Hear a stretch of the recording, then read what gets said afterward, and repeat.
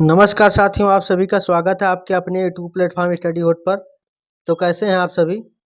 आशा करता हूं आप सभी स्वस्थ होंगे, मस्त होंगे और अच्छे से पढ़ाई कर रहे होंगे।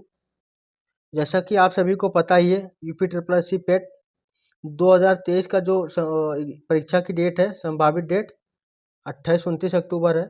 समय बहुत कम है, तो आप लोग तैयारी करते रहिए और अच्छे से पढ़ते रहिए, क्योंकि इस बार 80 प्लस नंबर लाना है।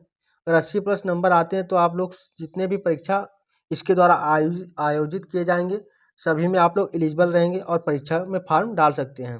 अगर परीक्षा में फॉर्म ही नहीं डाल पाएंगे तो परीक्षा देने की बात ही दूर है। ठीक है, तो आप लोग तैयारी करते रहिए, बिना तैयारी से कुछ नहीं होगा। इसी सीरीज़ के इसलिए हम लोग लेकर आए हैं पीवाईक्यू सीरीज़। इस सीरीज़ में इससे पहले की क्लासेस अपलोड कर दी गई हैं। अगर आप लोगों ने नहीं देखा है तो उसको देख लीजिएगा।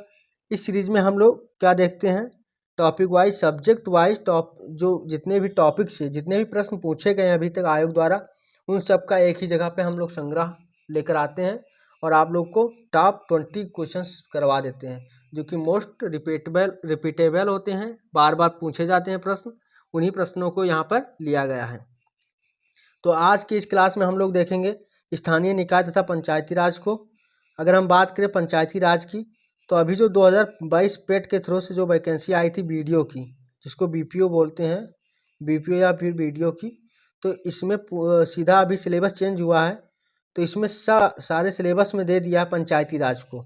तो पंचायती राज कितना इम्पोर्टेंट है आप जान सकते हैं यहाँ से, कि बीपीओ में 100 नंबर का प्रश्न पूछा जाएगा और 100 के 100 प्रश्न कहाँ से आएंगे, पंचायती राज से आएंगे और स्थानीय निकाय से आएंगे। तो ये वीडियो वालों के लिए भी बहुत महत्वपूर्ण क्लास होने वाली है। तो इसको धैर्यपूर्वक देखिए और अधिक से अधिक लोगों तक शेयर करिए।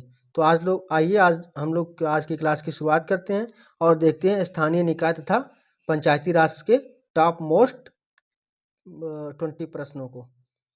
तो चलिए शुरुआत करते हैं आज के प्रश्नों की। तो सबसे पहले हम लोग देखेंगे, इसको इरेज कर दे रहे हैं ताकि आप लोग कंफ्यूज ना हो। चलिए देखते हैं आज के प्रश्न को।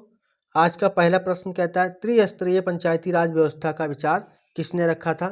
मोस्ट इम्पॉर्टेंट प्रश्न है। कोई भी एग्जाम्स अगर आप देंगे, वनडे हो, इवन एसएससी हो, रेलवे हो, एमटीएस हो, कुछ भी प्रश्न कोई भी परीक्षा दे रहे हैं तो सभी में यह प्रश्न जरूर से पूछा गया, एक से दो बार, और आगे आने की भी संभावना 100% है। तो इस क्लास को बहुत ध्यान से देखिएगा। तो क्या हो जाएगा इसमें? ऑप्शन पहला सही हो जाएगा, बलवंत राय मेहता समिति। बलवंत राय मेहता समिति बहुत इंपॉर्टेंट है। इन्होंने किसने त्रिस्तरीय पंचायती राज की व्यवस्था का विचार दिया था, त्रिस्तरीय पंचायती राज व्यवस्था। ठीक है, फिर आगे देखते हैं। अगला प्रश्न हमारा कहता है, सर्वोच्च न्यायालय का निम्नलिखित में से कौन सा अधिकार क्षेत्र इसे केंद्र और राज्य के बीच और राज्यों के बीच विवादों को निपटाने की अनुमति देता है? तो यह ऑप्शन हो जाएगा हमारा चौथा सही हो जाएगा, मूल अधिकार। क्या होता है? मूल अधिकार के तहत सर्वोच्च न्यायालय किसी भी राज्य, इसमें जो भी मतलब किसी भी राज्य या राज्य और केंद्र के बीच जितने भी विवाद हैं उनको निपटाता है। यहाँ पे राज्य होना जरूरी है दोनों पक्षों में, राज्य हो या फिर केंद्र हो, या फिर केंद्र केंद्र हो, या फिर केंद्र राज्य हो या राज्य राज्य हो, तो इनके बीच कोई भी विवाद है तो वह सर्वोच्च न्यायालय निपटाता है। किसके तहत? मूल अधिकार के तहत। ऑप्शन हमारा चौथा सही हो जाएगा।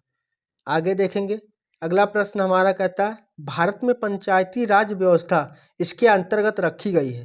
देखिए पंचायती राज व्यवस्था को कहाँ देखा था हमने, एक पॉलिटी सीरीज चलाई थी हमने, जिसमें जितने भी इम्पोर्टेंट टॉपिक थे उनको कवर किया है। इसके बाद हम लोग पेट का पेपर हो जाने के बाद उसको फिर से चालू करेंगे, तो वहाँ से आप लोग कवर कर लीजिएगा। वहाँ पे हमने फंडामेंटल राइट पढ़ा दिया है। इसके अलावा हमने डीपीएसपी पढ़ा दिया है और मौलिक कर्तव्य हो गया। मौलिक कर्तव्य के बाद क्या है, जितने भी भाग हैं इम्पोर्टेंट उनको पढ़ाया है और जितने भी अनुसूचियाँ उनको पढ़ा दिया है। तो उनको जाकर उस क्लास को देख लीजिएगा, डिस्क्रिप्शन में लिंक मिल जाएगा अगर नहीं देखा है तो यहाँ पर हमने क्या देखा था, डीपीएसपी में देखा था कि पंचायती राज की व्यवस्था की गई है, जिसमें क्या बताया गया है, आर्टिकल अनुच्छेद 40 के तहत पंचायतों का गठन। ठीक है, तो यहाँ पे हमारा सही हो जाएगा ऑप्शन तीसरा, राज्य के नीति निर्देशक तत्व कहाँ पे है, इसमें पंचायती राज व्यवस्था के वर्णन मिलता है। आगे देखेंगे हम लोग। अगला प्रश्न हमारा कहता है, निम्नलिखित में से किसे सर्वोच्च न्यायालय में न्यायाधीशों की संख्या बढ़ाने की शक्ति प्राप्त है? तो यह किसे प्राप्त है? तो यह हमारे यहाँ सबसे बड़ा क्या होता है, संविधान है। और संविधान में जो कानून है उनको कौन बनाता है? तो यह बनाता है संसद। तो यहाँ पे किसको प्राप्त है? संसद को प्राप्त है। अगर हम बात करें संविधान के संरक्षण की, तो संविधान को संरक्षण प्रदान करता है हमारा सुप्रीम कोर्ट, जिसको हम बोलते हैं सर्वोच्च न्यायालय। ठीक है, ये प्रश्न हमारे बहुत इंपॉर्टेंट है, इनको ध्यानपूर्वक देखिएगा और अधिक से अधिक लोगों में शेयर करिए। अगर आप हमारे चैनल पर नए हैं तो चैनल को सब्सक्राइब भी कर लीजिए। आगे देखेंगे, अगला प्रश्न हमारा है भारत की पंचायती राज व्यवस्था में कितने स्तर हैं? देखिए ये मोस्ट इम्पोर्टेंट प्रश्न है। कितनी बार, दूसरी बार ये रिपीट होकर आया है। इससे पहले अभी आया था, बलवंत राय मेहता समिति ने त्रिस्तरीय पंचायती राज व्यवस्था को सुझाव दिया था लागू करने के लिए, और यहाँ पर फिर पूछ लिया है कि कितने व्यवस्था किया गया, कितने स्तर की। तो यह किया गया 3 स्तर की। इसको किसने सुझाव दिया था? बलवंत राय मेहता ने। और 2 स्तर में किसने दिया था? अशोक मेहता समिति ने। ठीक है, तो ये अशोक मेहता समिति ने 2 स्तरीय पंचायती राज व्यवस्था में 2 स्तरीय पंचायती राज व्यवस्था की सुझाव दिया था। आगे देखेंगे, अगला प्रश्न हमारा है कि भारत के सर्वोच्च न्यायालय के न्यायाधीशों को कार्य कौन आवंटित करता है? तो सर्वोच्च न्यायालय के न्यायाधीशों को कार्य कौन आवंटित करता है? तो यह आवंटित करेगा, तो यह बात करता है सर्वोच्च न्यायालय के न्यायाधीशों की। तो यह हो जाएगा हमारा ऑप्शन दूसरा सही, भारत के मुख्य न्यायाधीश। ऑप्शन सेकंड सही हो जाएगा। आगे देखेंगे, अगला प्रश्न हमारा है कि कौन सी अनुसूची के तहत अनुसूचित क्षेत्रों और अनुसूचित जनजातियों के प्रशासन और नियंत्रण के लिए प्रावधान किए गए हैं?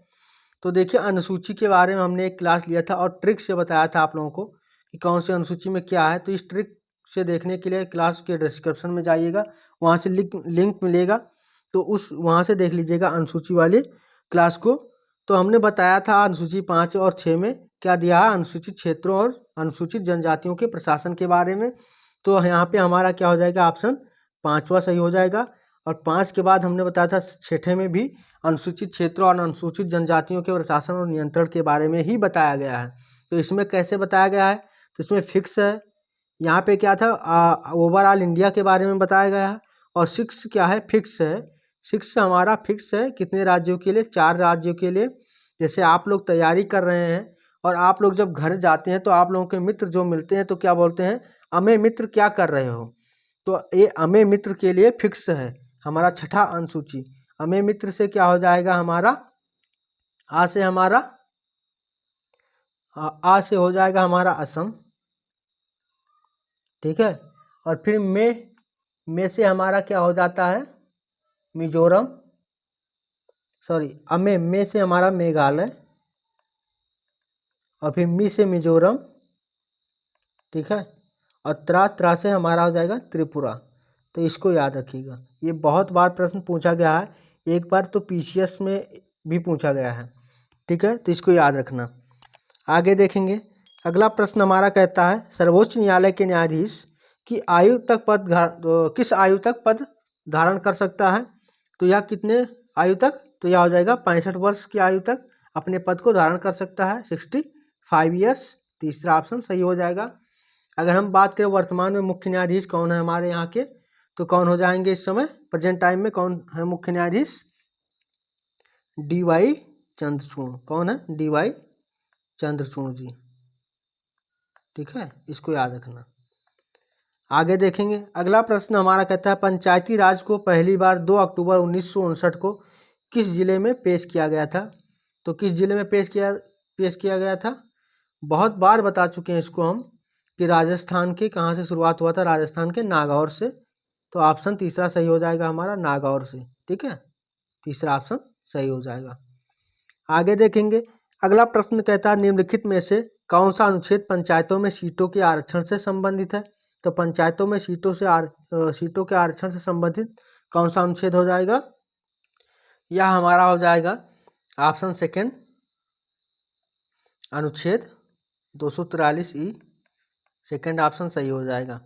ठीक है, आगे देखेंगे, अगला प्रश्न हमारा कहता है निम्नलिखित में से कौन सा अनुच्छेद भारतीय संविधान में सर्वोच्च न्यायालय की स्थापना और गठन के बारे में बताता है, गठन के बारे में उल्लेख है? तो यह हो जाएगा हमारा आर्टिकल 1(2) का 4। क्या हो जाएगा? 1(2) का 4। ऑप्शन चौथा सही हो जाएगा। 1(2) का 4 में क्या है हमारा? Supreme court. 1(2) का 4 सुप्रीम कोर्ट। ठीक है, और अगर हम बात करें 1 2 का 4 कैसे लिखा 1 2 4, और इसी में क्या करते हैं हम लोग 2 का 1 4 कर देंगे, तो 2 1 4 में क्या हो जाएगा 2 और 1 को बीच में ले आएंगे तो उसको क्या बोलते हैं 2 1 4। तो 2 1 4 में हमारा हाई कोर्ट हो जाएगा। ठीक है, फिर आगे देखेंगे हम लोग। अगला प्रश्न हमारा है कि संविधान की 5th अर्थात कि 5वीं और 6ठी अनुसूची में किससे संबंधित है। देखिए मोस्ट इम्पोर्टेंट प्रश्न है, इससे पहले भी ये प्रश्न आ चुका है, तो यह संबंधित है किससे। अब यह कहता है इसमें देखिए क्या कथन सही नहीं है, तो ये संबंधित किससे है, तो एससी और एसटी के क्षेत्रों से संबंधित है। तो इसमें कहता है राष्ट्रपति को केंद्र सरकार के परामर्श से अनुसूचित क्षेत्रों की घोषणा के प्रावधानों के साथ अधिकार नहीं दिया जाता है। केंद्र की कार्यकारी शक्ति निर्धारित क्षेत्रों के प्रशासन के बारे में राज्यों को निर्देश देने के लिए है। एक जनजातीय सलाहकार परिषद में 20 सदस्य होते हैं, जिनमें से 3/4 राज्य विधानसभा में अनुसूचित जनजातियों के प्रतिनिधि होते हैं। राज्यपाल को यह निर्देश देने का अधिकार है कि संसद या राज्य विधानमंडल का कोई विशेष अधिनियम अनुसूचित क्षेत्र पर लागू नहीं होता है। यह निर्दिष्ट संशोधन या अपवादों के साथ लागू होता है। तो कौन सा ऑप्शन सही हो जाएगा, तो इसमें ऑप्शन पहला सही हो जाएगा हमारा कि जो राष्ट्रपति होता है केंद्र के परामर्श से नहीं बल्कि यह उस राज्य के राज्यपाल के परामर्श से करता है। ठीक है, आगे देखेंगे। अगला प्रश्न हमारा होगा पंचायतों के प्रावधान अनुसूचित क्षेत्रों में विस्तार अधिनियम 1996 के तहत 5वीं अनुसूची वाले कितने राज्य शामिल है। तो 5वीं अनुसूची वाले में कितने राज्य शामिल है, तो यह हो जाएगा हमारा 10 राज्य। ऑप्शन हमारा तीसरा सही हो जाएगा, और छठे में क्या है 4 राज्य हैं। ठीक है, आगे देखेंगे। अगला प्रश्न हमारा है पंचायती राज की शुरुआत करने वाला भारत का पहला राज्य कौन सा था। देखिए तीसरी बार यहाँ रिपीट हो चुका है टॉप 20 प्रश्नों में। इसकी यहाँ से पता ही चलता है कितना मोस्ट इम्पोर्टेंट प्रश्न है यह। तो पंचायती राज की शुरुआत कहाँ से होती है, राजस्थान के नागौर से 2 अक्टूबर 1959 को। और इसको किसके संस्तुति या किसके कहने पर लागू किया गया था, तो यह ऑप्शन कमेंट में करिएगा, क्योंकि इसको पहले ही प्रश्न में देखा था आप लोगों ने। तो इसको कमेंट करिएगा आंसर कि किस समिति पे इसको लगाया गया था, किस समिति के सुझाव पर इसको लागू किया गया था। ठीक है, अगला प्रश्न हमारा है भारत का पहला डिजिटल पंचायत वार्ड कौन सा है या कौन सा था। तो यह हो जाएगा हमारा ऑप्शन पहला केरला। केरल में हमारा क्या है डिजिटल पंचायत वार्ड है। ऑप्शन फर्स्ट सही हो जाएगा इस प्रकार। अगला प्रश्न कहता है 27 अगस्त 2009 को भारत सरकार के केंद्रीय मंत्रिमंडल ने पंचायती राज संस्थाओं जिसको बोलते हैं पीआरआई में महिलाओं के लिए कितने % आरक्षण को मंजूरी दी है। तो कितने % आरक्षण को मंजूरी दी है, तो यह हो जाएगा 50%। 50% का आरक्षण होता है। ऑप्शन तीसरा सही हो जाएगा हमारा। आगे देखेंगे।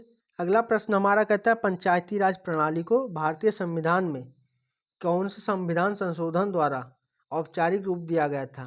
तो पंचायती राज प्रणाली को कौन से संशोधन द्वारा 73वां संविधान संशोधन 1992 में इसको जोड़ा गया था। तो ऑप्शन हमारा चौथा सही हो जाएगा 73वां संविधान संशोधन 1992 द्वारा। आगे देखेंगे। अगला प्रश्न हमारा होगा किस समिति के कार्य ने पूरे देश में पंचायती राज संस्थाओं की शुरुआत के लिए मंच तैयार किया था। तो देखिए किस समिति ने, तो यह हो जाएगा हमारा बलवंत राय मेहता समिति। ठीक है, बलवंत राय मेहता समिति। ऑप्शन दूसरा सही हो जाएगा। तीन स्तरीय पंचायत राज सुझाव दिया था इन्होंने 3 स्तर के लिए। ठीक है, ग्राम पंचायत, न्याय पंचायत और जिला पंचायत। आगे देखेंगे हम लोग। ग्राम पंचायत प्रणाली के 3 स्तर हैं, ब्लॉक स्तर को क्या कहते हैं। ठीक है, ये मोस्ट इंपॉर्टेंट प्रश्न है, यहाँ से जरूर से पूछता है। तो ब्लॉक स्तर को कहते हैं हम लोग पंचायत समिति। ठीक है, पंचायत समिति कह देते हैं। ऑप्शन दूसरा सही हो जाएगा।